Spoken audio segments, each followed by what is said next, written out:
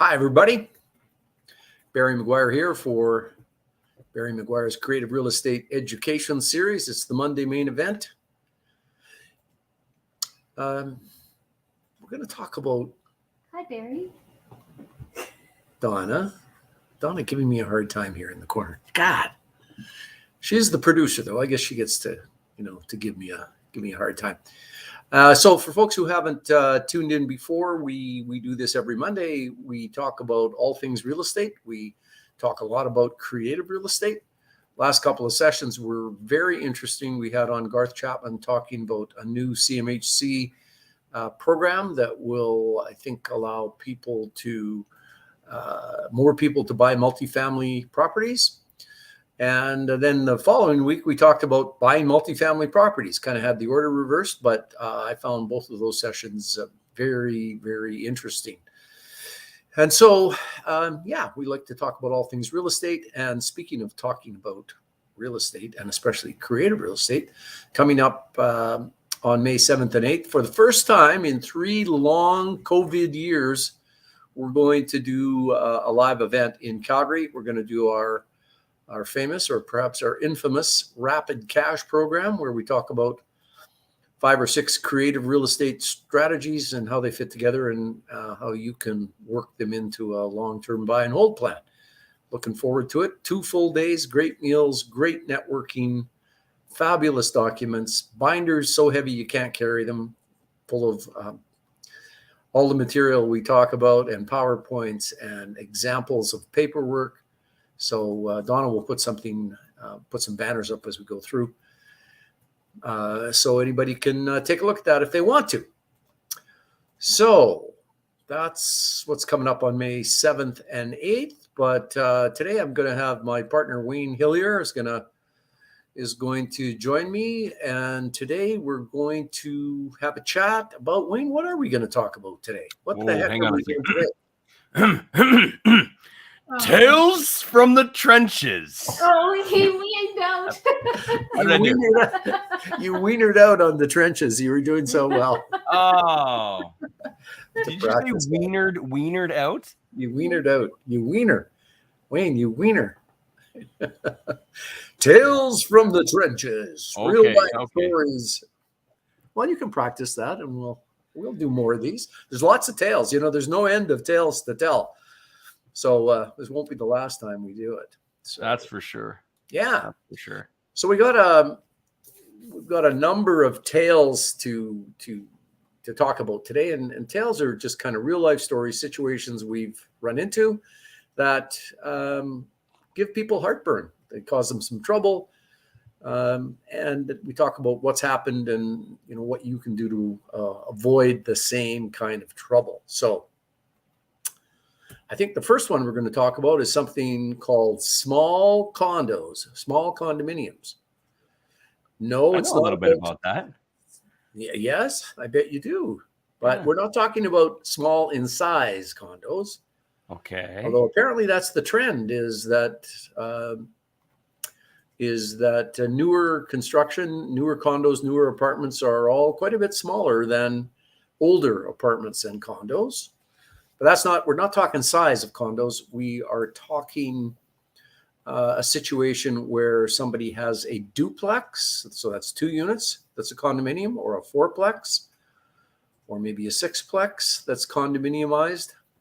And that's kind of rare to see those things. I mean, if you have a 200 suite condo, that is much more common. But we do see small condominiums quite frequently. And so one big question is, why do builders or developers decide that they want to make their development something governed by the Condominium Property Act instead of a lot, block, and plan? Yes, contestant with the hand up. Why do that? Hi. To save money. Save money. That's right. And what do they save? How do they save? Well, I'm not 100% on all of them, but the big one is sewer lines. Sewer lines, right? Exactly. So that is the big thing. So if you are doing a regular duplex, you have to have two sewer lines into the property. Yeah. You have to have two separate sewer lines, one for each unit. But if you're doing a condominium, you're allowed to have one sewer line and then you branch off it. And apparently that is, never having installed one, I don't know how much it costs, but apparently it's a big expense. I've heard $30,000, $40,000, $50,000. Yeah, I think that's the number that I heard. It was somewhere around 35, 40, if I remember correctly. It's been a couple of years. All right. So that's the why a developer might make his duplex or his fourplex a condominium rather than a lot, block, and plan style. But what does that do to you if you're thinking of buying a small condo? That's really what we want to look at here. So I had a client who was looking at buying half of a duplex. And as we get our title search, we see that it is a condominium and not a lot, block, and plan. And so I called him up and I said, so have you reviewed all the condominium documents? He goes, there are no condominium documents. I said, well, why is that? He said, well, the owner, through his realtor, says that he's been running the property as an apartment. So he doesn't have any condominium documents. Oh, I say, okay. Well, what about insurance? What about insurance? If a property is a condominium, it doesn't matter whether it's a 2-unit condominium or a 200-unit condominium. It has to be insured the way the Condominium Property Act says condominiums need to be insured. Just because the person who owns the condominium decides that he doesn't want to run it as one doesn't mean that he can not pay attention to the Condominium Property Act. He can't ignore it because guess what happens? And we have seen one case of this. There's a fire in the condominium and it's pretty close to full loss fire.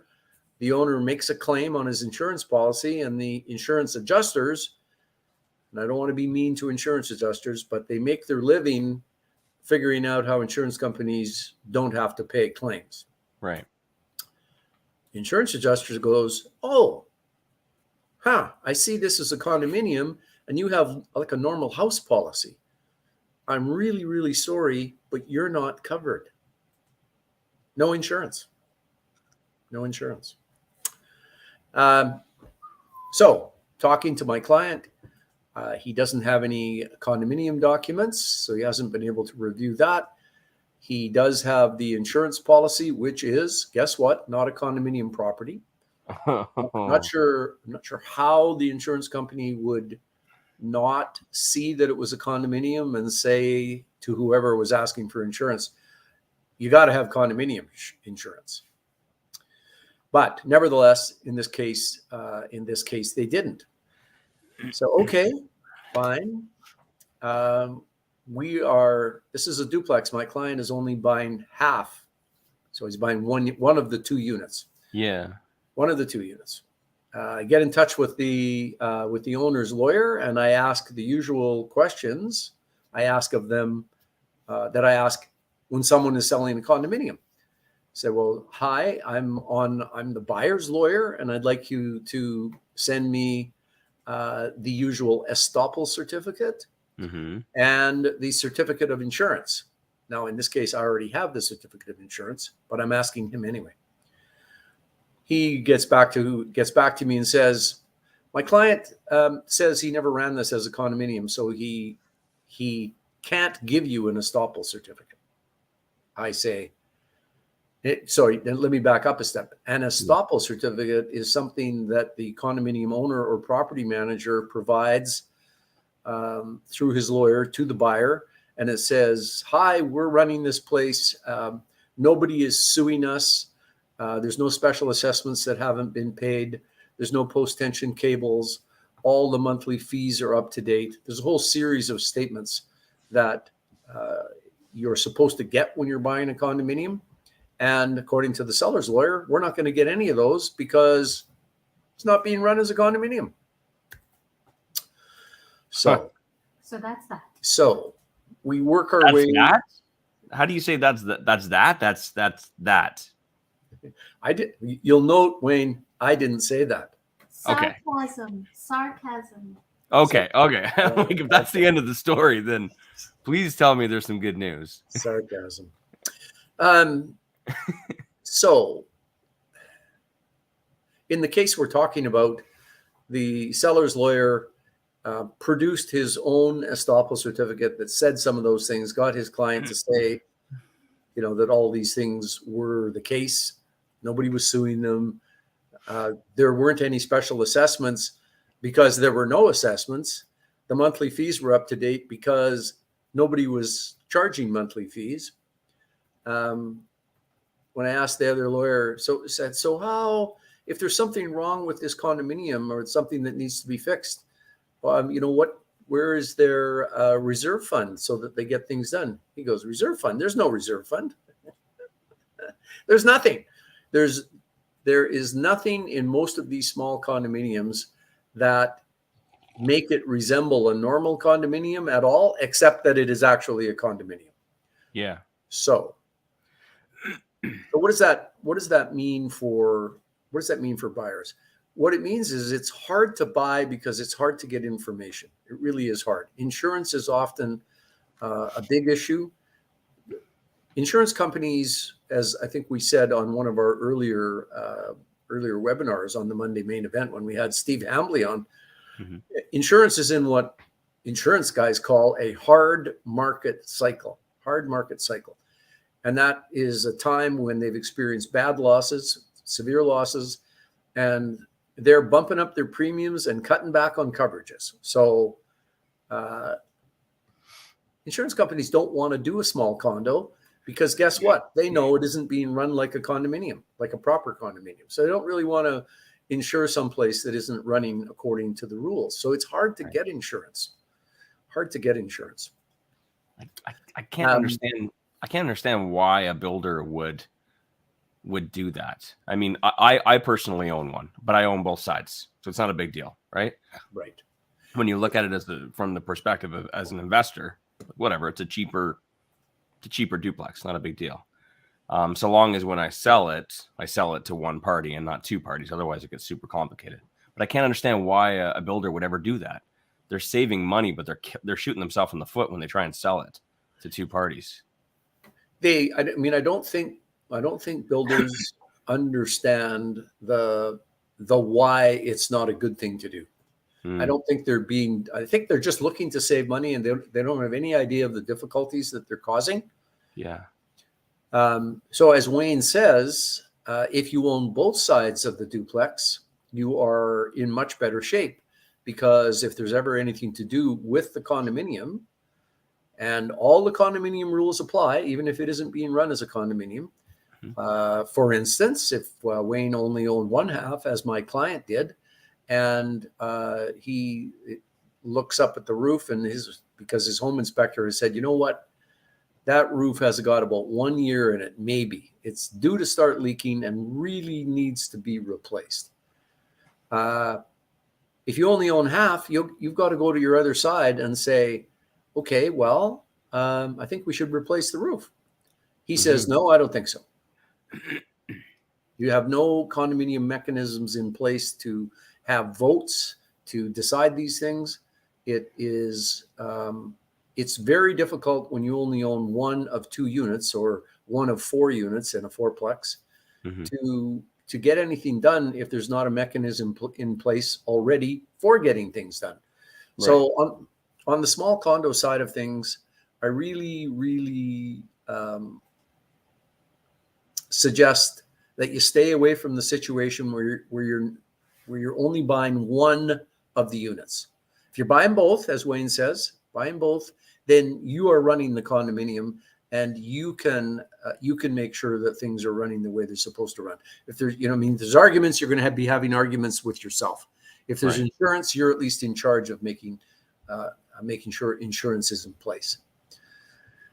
So overall, small condos are a giant pain, both to buy because they're hard to get diligence on and do appropriate diligence on, and they're hard when you sell because an inquisitive buyer in a buyer's market, it will be very hard on you as a seller who can't provide the usual condominium things. So be careful about small condos.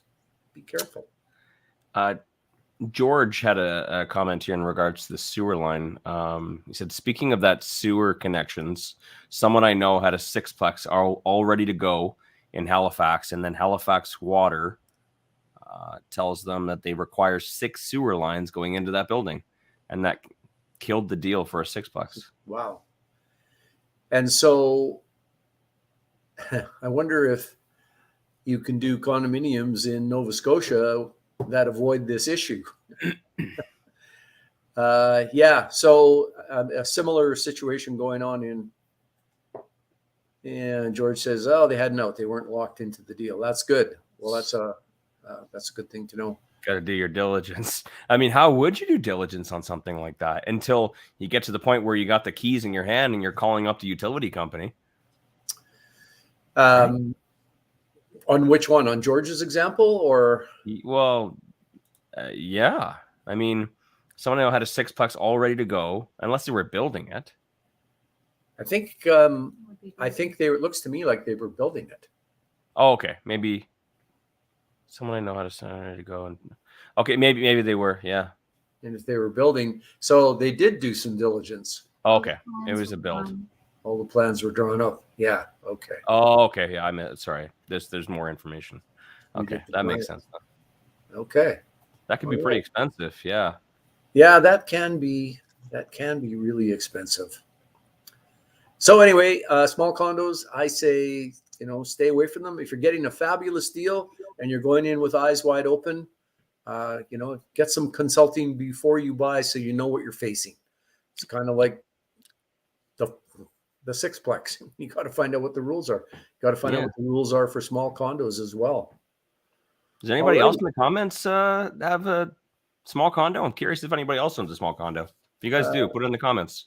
Here's one. Do you need to operate it as a condo? Like, let's say it's an upper and lower suites and one house. Where's this? Well, if it is actually a condominium, if it's been created under the Condominium Property Act, you are supposed to operate it as a condo. So you have an upper and a lower. If those are condominiumized, then you are supposed to run it as a condo, and lots of times people don't. It's not fatal. It's not fatal. If you are getting a great deal, if it's a great property, you just need to know what you're facing going in. All right, so that's that one. Any more questions? I think we caught them all. I think we're all caught up. Yeah. All right. Very interesting. Yeah. All right. Next one is a comment on real property reports. So here in Alberta, the document that the whole rest of the country calls a surveyor's certificate, in Alberta, we call it a real property report. Just us? Just us. As far as I know, all of the provinces pretty much call it a surveyor's certificate. And the other interesting thing that isn't part of this comment, but it comes up, I guess this is actually a good one to make, is that I believe in all other provinces except Alberta, if the seller already has a surveyor certificate, the contract says he has to give it to you. But in Alberta, our standard contract says that the seller has to provide one. He didn't get one when he bought. He's got to get one when he sells. It's a negotiable item, but the contracts go at it differently. All other provinces, sellers have to provide. If they have it, if they don't have it, they don't have to provide it. In Alberta, they have to provide it unless negotiated out of the deal. So that's a little sideline about RPRs in other provinces. But this tale is a situation where my seller had a real property report. And what he wanted to do was he wanted to live up to the terms of the contract, Clause 10.2 here in Alberta says that the seller will give the buyer a current real property report and written evidence of what they call municipal compliance. So a current real property report. Current means that the real property report shows the property the way it is today. So if the seller bought it 5 years ago and he got a real property report at that time and he has done nothing to the property, still the same as it was 5 years ago, then even though it's 5 years old, that RPR is considered to be current. Municipal compliance is when that real property report is sent to the city and they look at it to confirm the zoning and the whether or not the property agrees with the municipal bylaw setback requirements. And they also make a note to see whether or not if that everything that's shown on the RPR is shown in city records to have been properly permitted. So if the RPR goes in with a house and a garage and a deck shown on it, the city might go into the records and say, oh, we have records that you've applied for permits and been approved for the house and the garage, but there's nothing for the deck. So you have to get permits for the deck. In any event, this particular seller gave me his real property report and it didn't have compliance. It had never been sent to the city for compliance. And he wanted to have compliance so that he was going to meet the terms of the contract in that he would provide that RPR and written evidence of municipal compliance. So what he gave me was a real property report that was on a normal size sheet of paper, an 8.5 inch by 11 inch sheet of paper. When surveyors prepare real property reports, many of them do it in 2 pages. One page might have the drawing and another page might have the surveyor statements. Some of them do it on one sheet of paper rather than 2, but many surveyors do their real property reports on an 11 by 17 chunk of paper for page 1, and then an 8.5 by 14 size paper for page 2. This was on 8.5 by 11. If a surveyor is doing typically on 1 page, they usually do it on 8.5 by 14. Anyway, all my seller had was a reduced size RPR, real property report, on 8.5 by 11. People say to me, Barry, you've been at this 45 years, going on 46. You must have seen everything. That's what people say, right, Donna? 48. 48? Oh, God. You're losing years. I think I've got something going on. I don't even know how long I've been a lawyer. Well, it's hard to count when it's that high. So I said, okay, great. You give me that RPR. We will send it to the city for compliance and we'll see what comes back. So we sent it to the city and the city got back. They rejected the compliance application. And you know why? They said that the RPR was not on the right size of paper. Not on the right size of paper. Mm-hmm. I mean, it was nice and clear. It was easy to read. You could see everything. It wasn't that it was, reduced so small that you couldn't see what was going on. Here's what the city said. Thank you for the copy of the real property report. In regards to the provided real property report that was provided, I'm quoting here. In regards to the provided real property report that was provided, unfortunately, it does not appear that the real property report is to scale. To complete a compliance review, we require that the real property report be in their original size and to scale. In bold, the RPR is a legal document. It needs to be in the actual size and unaltered as per our application form. So that's a long way of saying, sorry, it has to be the right size and to scale. Let's not forget that. She said it 3 times. So, boy, oh boy. So I think the lesson there is it's fine if you're a buyer to accept a real property report that's older. There's no real limit on how old it can be. I kind of have a 10-year limit in my brain because the surveyors change the rules every once in a while. But really, if it's legible, if you can look at it and say, yeah, that shows everything, got the fences, got the sidewalks, got the house, got the garage, got the hot tub, all there, then the fact that it's a bit older means you can accept it. But if it's on 8.5 by 11 paper, the city won't accept it. And down the line, when you've turned from a buyer to a seller, you may not be able to provide it to your buyer, even if you haven't made any changes to the property. All right. Let me look at my time here. I'm just going to talk about real property reports a wee bit more because of all the things that can come up in a real estate deal on my desk. The thing that gives me the most heartburn and gives my clients the most heartburn are real property reports. There's just a ton of things that can go sideways with them. So I just want to talk a little bit about what the contract requires and what, as a buyer, you can accept, or as a seller, what you have to give. So the contract says in clause 10.2 that the seller will provide a current real property report. We already talked about what that means. And written evidence of municipal compliance or non-conformance. Municipal compliance or non-conformance. So at first glance, you go, oh, non-conformance, that doesn't sound good. So here's the rules. Compliance means that the city has looked at their records and what's shown on the real property report meets up with and is all in good order with the city's current bylaws and rules and regulations. That's compliance. Non-conformance is a situation where the property doesn't meet current bylaws, but it's grandfathered.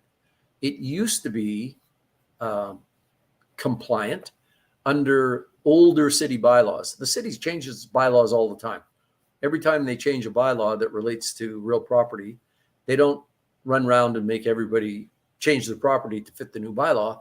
They grandfather those situations. So if somebody's asking you to accept a real property report, it can be complying or non-conforming, which is the grandfather provision. What it can't be is non-complying. Non-complying means it doesn't meet current bylaws, and it isn't in a non-conforming situation, and so there's no relaxation. People always say, "Oh, well, if it's trouble with the compliance aspect, I'll just apply and get a relaxation. I'll get a variance." But if a property is non-complying, it's non-complying, and you cannot get a variance. So those are the three things to look at. Are you ready for it? Ready. There's a question. Oh, Here it is. all right. How effective, useful is title insurance in that case? I'm dying to know. Mm-hmm. Well, you may die when you get the answer here. Oh, very good ad-libbing. Thank you, Donna. Thank you, Donna. Yes. This is one of these webinars where your producer does live commentary on how you're doing, which I find useful. Wayne, do you like that? Do you have a... Donna's fantastic. Yes. Rude. Oh, what a wiener again. My goodness. Currying favor with the producer. I don't want no trouble. I want no trouble, man. Not me. I'm a peaceful person. So title insurance. Title insurance. What can I say? You know what I'm doing? You know what I'm doing right now? I'm throwing you a lifeline. I'm trying to find the episode where you came on my podcast and talked about this. Okay. Well, you try and find it. So that way I can tell people where to find it, and then they can go find the answer there, depending on how long you want to spend on this. If you want to give it a 2-minute answer or you want to give it a 20-minute answer. No, I'll give it a 2-minute answer, but I think that's a great idea for you to find the episode and let people, because we had a much longer conversation, I think. It was a 1-hour conversation, and it's literally called, "Is Title Insurance Enough?" So 2-minute answer. The situation with title insurance is that Title insurance covers you best if there's no real property report at all. So when title insurance is being purchased, it's always purchased by the buyer's lawyer. We phone up the title insurance company saying we're acting for John Smith, the new buyer, and we want to buy a title insurance policy for him. They say, is there a real property report? And often they say, is there a real property report in compliance? And we go, yes. They go, send it to us. So whatever we have, we send to them, and they go, okay, perfect. We see that there's permits for the house and the garage, but there's no permits for the deck. So we'll issue a policy of title insurance, of course, accepting out any coverage for that deck. So title insurance companies rarely cover revealed problems. They rarely cover revealed problems. So if it was a situation where the seller didn't have title insurance, didn't have a real property report, and you agreed as a buyer to accept title insurance in lieu of the real property report and compliance, which happens quite a bit, by the way, in which I like buyers to fight about. I like them to fight to try and get an RPR in compliance. But let's just say you're the buyer and you agreed to accept title insurance in lieu of. So we call the title insurance company and they say, is there an RPR? We go, no, there isn't. They go, okay. And they issue a title insurance policy, and you get full coverage as a buyer when there is no RPR to look at that's revealing existing problems or difficulties. But full coverage, remember, folks, means that for this deck situation, if you find out later there's no permits for the deck, the title insurance company will say, oh, well, too bad. Is the city making you get permits? What do you mean making me? Have they sent you a letter saying that if you don't get permits for the deck, they'll take you to court and they'll get a court order? No, they haven't done that. Okay, well, as soon as the city or anybody else is forcing you to do something about your property, forcing you to fix something that's offside, then we will cover you. So title insurance is not very useful in the examples that we are talking about. It's way less useful than people think. Way less. It's got its place.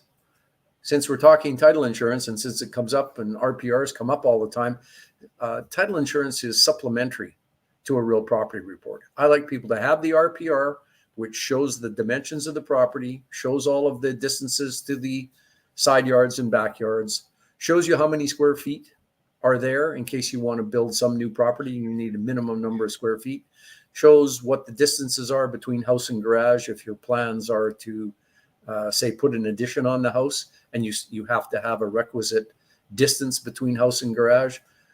So, you want your RPR for those things, and you want title insurance really for fraud and for unknown registrations and for permits and other issues where somebody's forcing you to do something. So they're not the same as each other. They are supplementary to each other. There we go. I added in the link to the podcast where Barry explained it in full detail for about an hour as well. So it's in the comments there if you guys are interested. That's a good one to listen to, folks. It's a good one to listen to because, as I said, sellers often want to delete clause 10.2, which is the one that says clause 10.2, which says they have to provide the real property report and compliance. They want to delete that and substitute, I'll give you title insurance instead.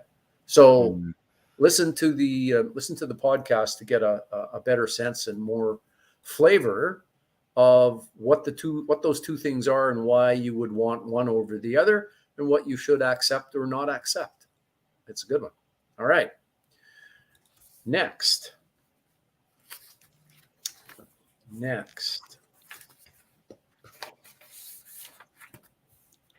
All right. Now, Barry told me before we started, and like what kind of topics he's covering today. I'm like, Barry, are you sure? Like these are some pretty complicated topics. It's This is good. Just when I think that like there's no more tales, you always say just like, when you think of when you've seen everything.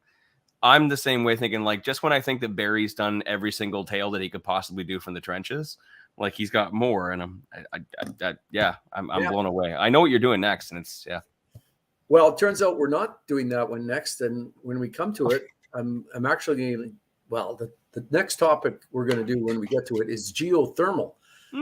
Because Wayne has sort of, a technical construction inspection background, Wayne will be leading on the geothermal side of things. Give him a minute. Give him a minute. Answer that question. Meanwhile, let's ask some questions. Alona says that we were told that builders in Alberta don't provide RPR, only title insurance. Is that a thing?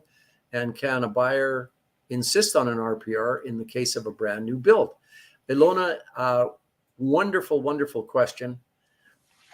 So it is common that builders do not provide a real property report and compliance. Remember, builders almost always, 95% of the time, have their own custom contracts. They don't use the standard multiple listing MLS realtor's contract that we've been talking about with its clause 10.2 that you use when you're buying used property, previously owned property.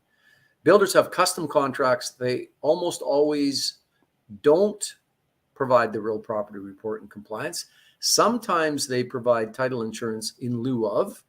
If you ask a builder why they aren't doing that, well, it's an expensive item. It's a pain in the butt item for them. And that's probably a couple of reasons why they don't want to do it. They've got their own contract. Why give it if they don't have to give it? And on a practical basis, builders say that on a new build, when you come to the closing day, there are often things not done. You want your real property report to show the finished property, the way it's done. Everything's done. The concrete's done. The fences are done. Everything that's going to be built on that new property is built and then shown on the real property report. So new builds often close before all those things are done. And then builders are chasing around after closing, sometimes months and months later, looking to provide the real property report. And they find it to be a giant pain in the you-know-what. So that is, that is how builders look at it. For you as a buyer on a new build, I would, if you have any negotiating power, ask the seller to provide a real property report and compliance, because that's better for you. Sometimes they will and sometimes they won't. And the odd builder does provide an RPR and compliance. For instance, my previous neighbor who built the house right next to us is a builder, and he does higher end single family homes, and he always provides an RPR and compliance. And he always has it done right at closing because he's a really organized guy and there's nothing lagging. On closing day, everything's done on his houses, but most builders don't do that. All right. Now there was another question. There's a couple more. We can start with this one. Will my 8.5 by 11 real property report for Langdon be valid? The previous non-conforming RPR was also on 8.5 by 11. There was an encroachment issue, so I paid for a new one. And we say RPR for Langdon. I'm not getting the Langdon reference. What does that mean in this question? Calgary? Is that a district? Is that for a? I think it is. The previous non-conforming RPR was on an 8.5 by 11. So Langdon is in Alberta. Langdon's in Alberta. It's a hamlet. A hamlet in Alberta. Okay.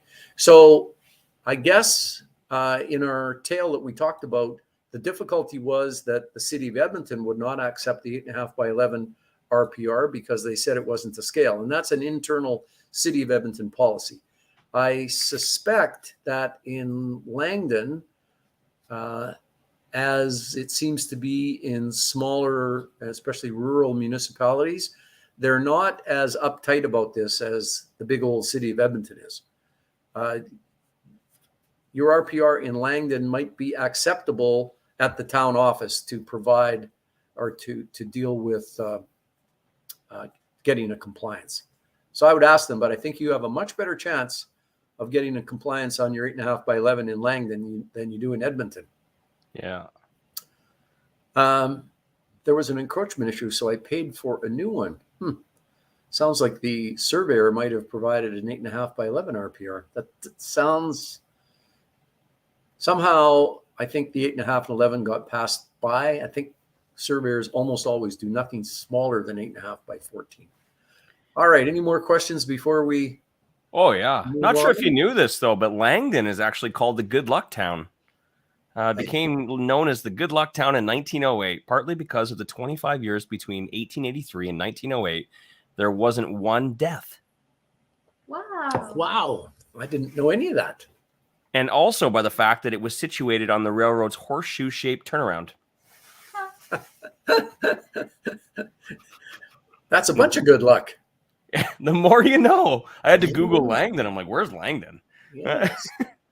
Excellent. The more you know. The more you know. Small town. I come prepared, Barry. I'm not just a pretty face. Okay. Well, no, that's big.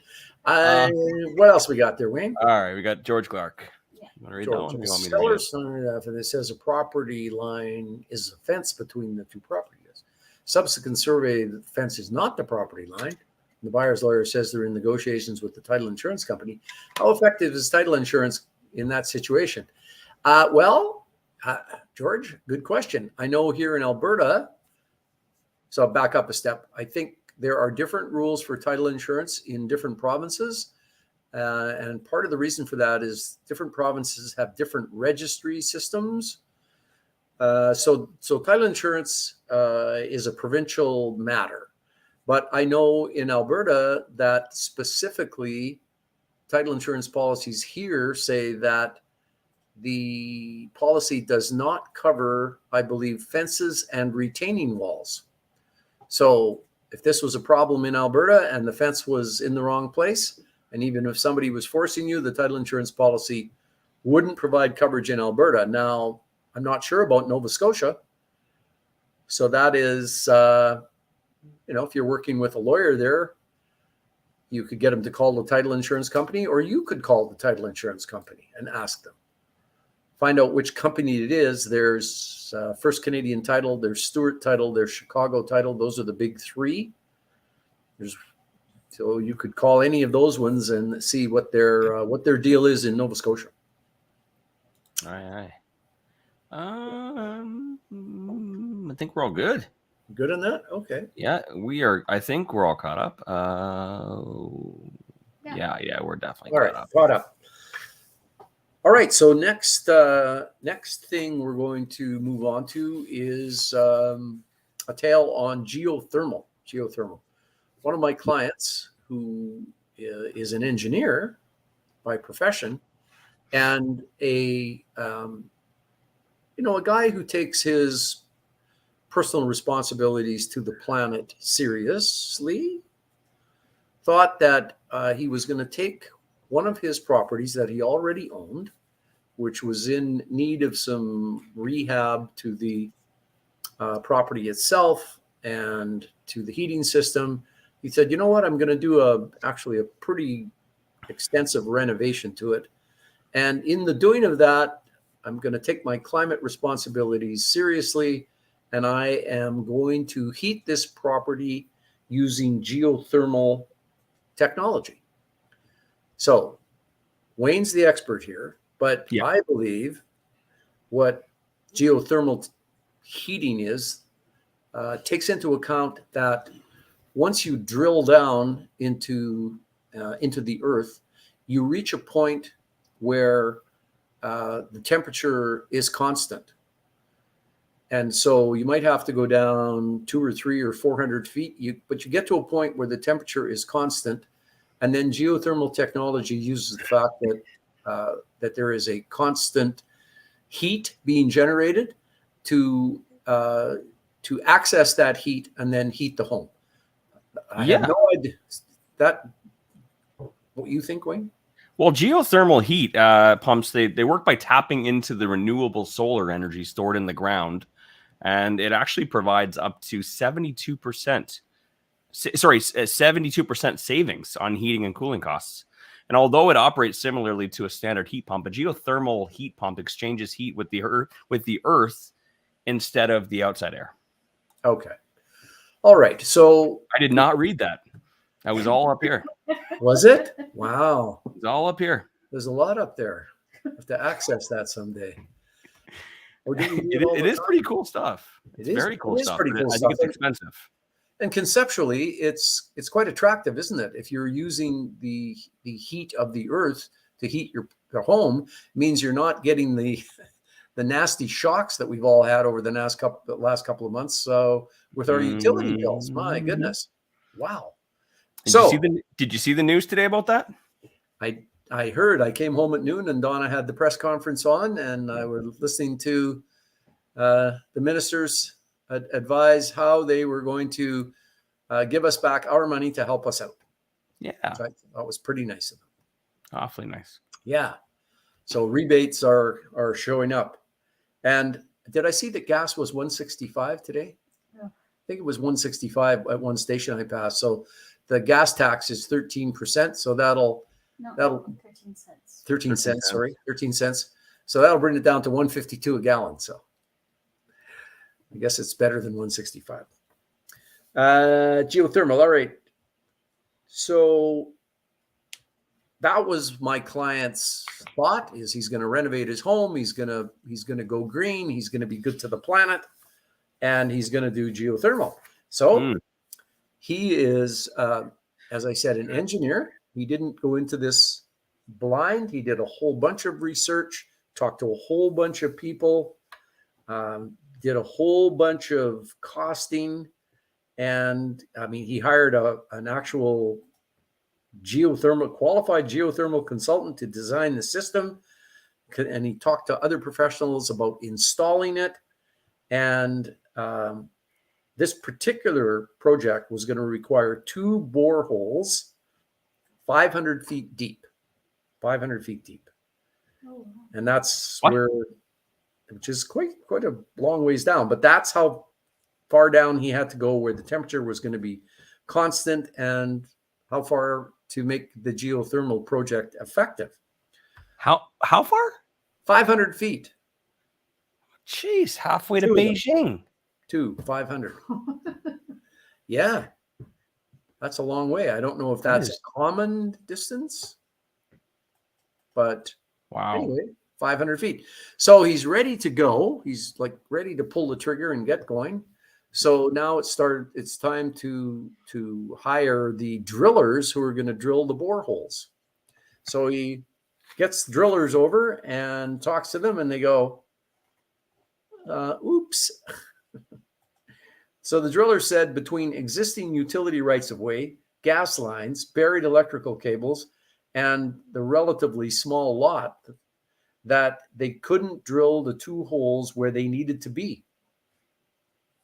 So the geothermal consultants had said, you need 2 holes, and here's where you need to put them on this lot.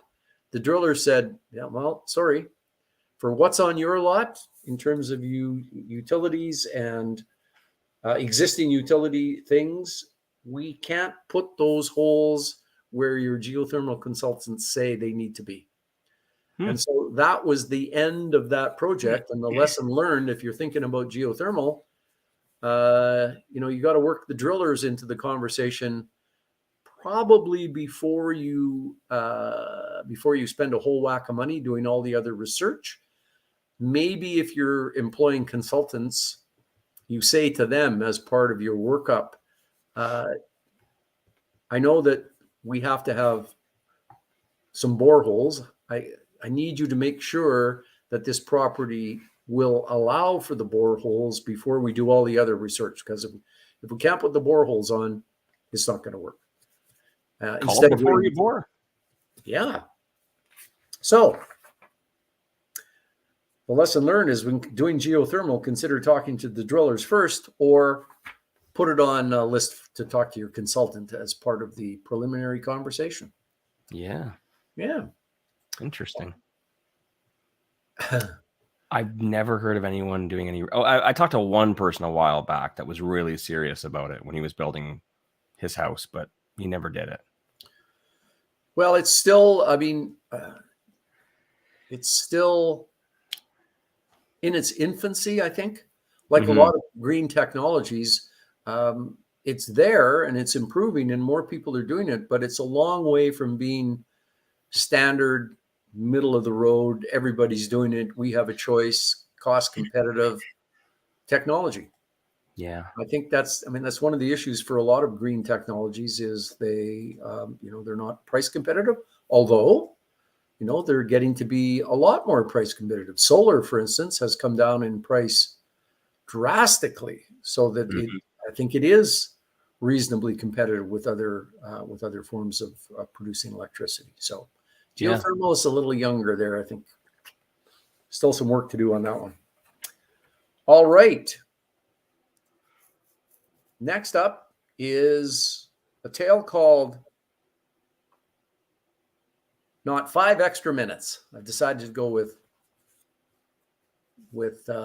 thanks, Bill. One call is free. Yes. Call before you dig. Yeah, they call before you dig. You definitely want to do that. So this last tale we're going to do for tonight is called Not 5 Extra Minutes. And what that means is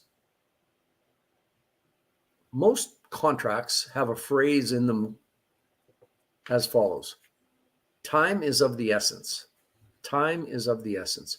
Time is of the essence means that if there are timings to be met in the contract, that if it says you got to do something by, May 20th by 5 p.m. in the afternoon and you don't get it done by then if you were the person whose job it was to get it done by that time, you're in big trouble. The other side of the contract can probably, haul your ass into court. For our situation, the things that we deal with all the time are real estate purchase contracts. The standard purchase contract here in Alberta does have that phrase in it. Time is of the essence. Time is of the essence. So if you are purchasing a property and your mortgage paperwork is delayed so that if a deal is supposed to close on, March 10th, on Thursday, March 10th, and on Thursday, March 10th, your lawyer doesn't have the mortgage paperwork from your bank, and therefore he can't get the mortgage money, and therefore he cannot close, what does that lawyer do? Let's just say that he's heard from the mortgage company. Sorry, we've been busy. You'll have it this afternoon or first thing on the 11th, and we'll put a rush on the funding. You can probably close this deal by Friday. So what does your lawyer do?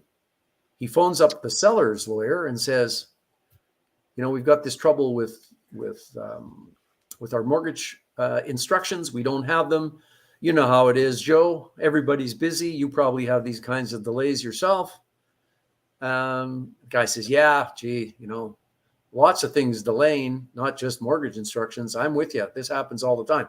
This is between a couple of real estate lawyers who do a lot of deals and who are interested in putting deals together, not causing the other guy heartburn and trouble. Seller's lawyer says, I'll talk to my client and get back to you. He gets to his client. He calls back the other lawyer, the buyer's lawyer. He says, I've talked to my client. Sorry, buddy. I hate to do this to you, but my client says, if you're not ready to close at 12 noon on March the 10th, we got no deal. We got no deal. And so they might argue back and forth a little bit, but the rule is when a contract says time is of the essence, and for our residential contracts, they're supposed to close at noon on the closing day. If as a buyer, you can't close at noon on the closing day, the seller does not have to give you 5 extra minutes. He doesn't have to give you 5 extra minutes. Now, does a seller often give that 5 extra minutes? Yes, almost always. When the seller's lawyer talks to the seller, if there's a reasonable reason for the delay, if it's pretty clear that the delay problem will be solved and that the closing will occur, even if it's 2 or 3 days late, almost always the seller says to a seller, sure, give them the extra time. I get paid some interest, don't I? And yes, the contract says that the buyer has to pay Alberta Treasury Branch prime plus 3% for late closing. ATB prime is 2.45 plus 3% makes 5.45% interest on the money that should have been paid but isn't going to be paid. And that's on a daily basis. You do a daily interest calculation, and that's what the buyer has to pay the seller for late closing. So almost always the seller will give the extension, but the key thing that you got to understand is they don't have to. They don't have to. And in a flat market or kind of a buyer's market where they can beat up sellers, it's very rare that a seller won't give extra time. Very rare.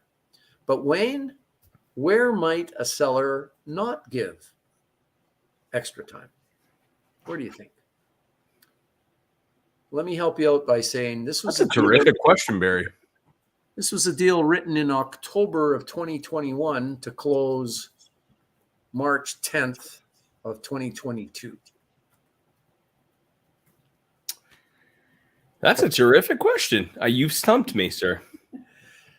Well, how about this? October to be closed in March. In March. Is it some sort of a build? No, it's just a regular house, a previously owned home. You've stumped me. Somebody in the comments help me out here. Okay, hang on a second. Okay, we got some guesses. Is it a death? No. In a hot market, the price may have increased during negotiations. Bingo. Oh, yes. What do they win? Well, what the seller wins is that his house that he was going to sell, or he agreed to sell in October of 2021, he agreed to sell his house in a nice area of Edmonton for $300,000.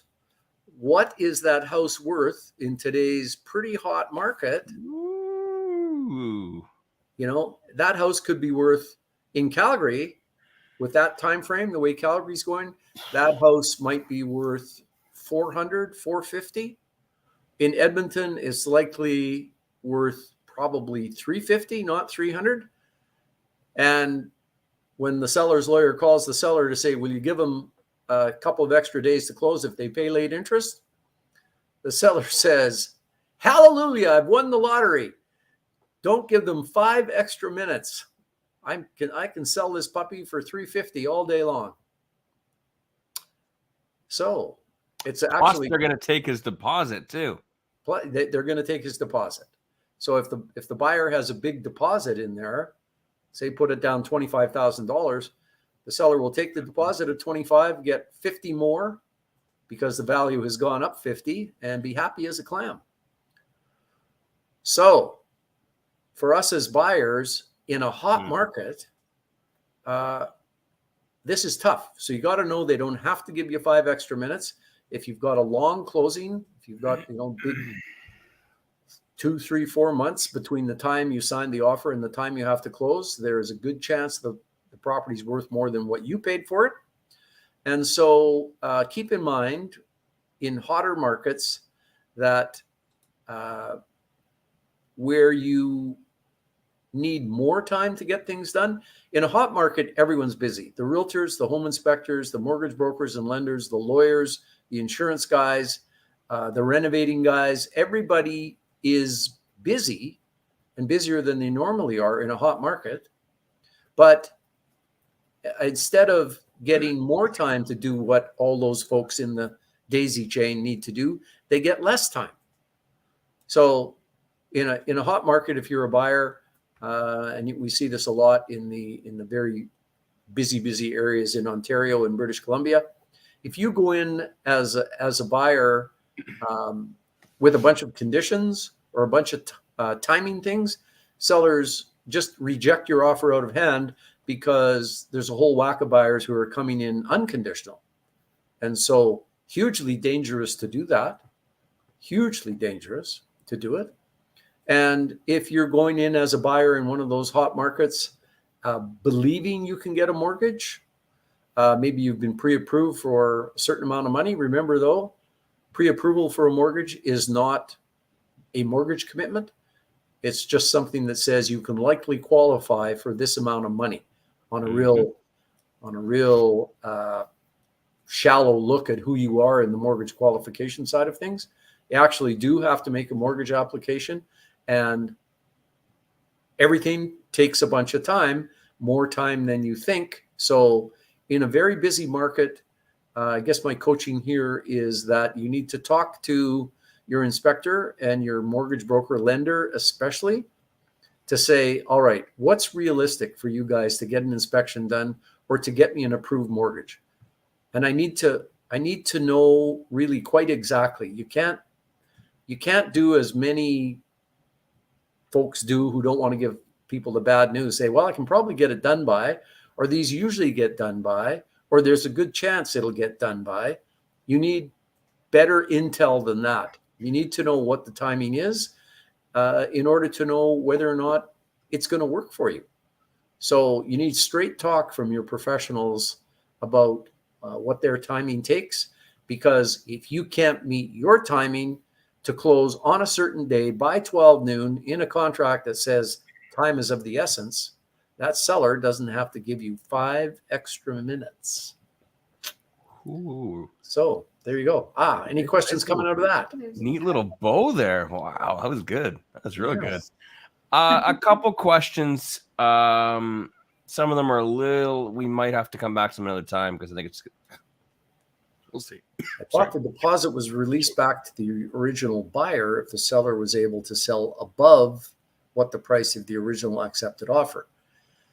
You know, I don't think that's the way it works in Alberta. Maybe that's the way it is in BC. But the issue of the seller not being able to close, a deposit is good faith money. A deposit is money that really the seller gets, at least here in Alberta, if the buyer doesn't close. I can see the argument for that. Like, why won't you give me back my deposit? If you're going to sell for $350,000, you're $50,000 ahead. Why can't I have my $25,000 back? Yeah. So maybe in BC, but it's not the way it is in Alberta. What else we got? Here's the other one. I'll let you handle it. How much financing time should people put in an offer for financing on a multifamily property, non-CMHC? Garth Chapman and I went over this in quite a bit of detail last week, and there's a lot of nuances to that question. So rather than me give a kind of a half-assed answer, I suggest you go to last week's webinar. I'll put the link. And Donna will put the link up, and then you can listen to Garth talk about all of the things that go into answering that question. And there's a lot of stuff that goes into it, non-CMHC or not. All right. I think we're good. Yeah. Well, everybody. Rapid Cash Workshop, May 7th through 8th. Oh, Rapid Cash. There it is. That's you were I see. Yeah. Sorry. I'm disappointed myself. Hello. Okay. All right, folks. The Rapid Cash program. It's my favorite focus workshop. It is so much fun. It is so much fun. 2 days at the Click Hotel in Calgary. They're a wonderful hotel. They treat us really well. They serve breakfast and lunch for us. And these are solid, beautiful meals. Everybody gets fed really, really well. Coffee breaks. They provide wonderful muffins and cookies and different things. You really get well fed at one of these events, all included in the price. But the what you learn on creative real estate in a room full of other interested people, learning from our great focus team, Andrea Workington, Neil Taniguchi, Wayne and Gabby Hillier, Deb Kennedy. We've got a bunch of great finance guys. It is absolutely priceless about learning. You got to get your education somewhere, and you can go out and stumble around on your own and try and figure it out, or you can pay a little bit of money. It's really not very much, and hear from pros who have done a ton of these kinds of deals, hear from Donna and I, who really understand how all this stuff fits together. I love the Rapid Cash event, and I love it that we're finally going to be able to do a live one on May 7th and 8th in Calgary. So that's my pitch. Everybody should show up. It's going to be fun. It's going to be great. All the cool kids are going to be there. Yeah. All the cool kids. I can't wait. I can't wait. Like you said, it's been just about 3 years, I think. Yeah. Yeah. I'm excited. May of 2019, I think, was the last one. Crazy. So there you go. Crazy. Rapid Cash. Get in touch. Sign up. Come and join us. It's going to be wunderbar. And on that note, I think we're done for the evening. It's a wrap. Good night, everybody. Have a good night.